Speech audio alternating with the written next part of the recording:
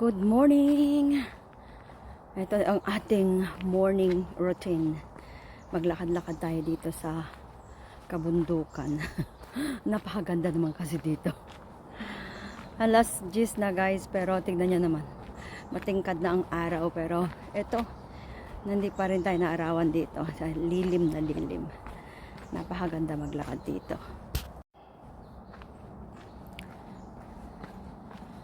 Super ganda ng panahon. Kaya habang may pagkakataon, huwag natin sayangin yung oras. Maglakad-lakad. Ito yung ating reliever. Stress reliever. Healing. Masarap na simoy ng hangin. Yung amoy ng mga puno. Huni ng ibon. Napakaganda.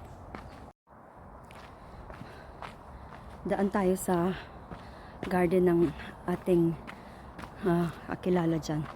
Yung ating friend dyan na may garden. Tignan natin yung kanyang garden sa matagal-tagal na rin tayo hindi nakapunta dito. Tignan natin kung ano yung mga tanim niya. May malaki siyang taniman dito eh. So may mga ano yan siya. May okra, may ampalaya, may kangkong, may kamote. Yan, kaya summer lang tayo nakakain ng mga ganyang gulay eh. Ayan, dito na tayo sa garden. Grabe kainit. Wow, tignan nyo naman oh. Ang laki ng taniman niya oh. Oh. Malalaki na rin ang mga mais. Nag-harvest na sila ng patatas. Pulang patatas. Oh. Ito ang turok namo. Annyeonghaseyo!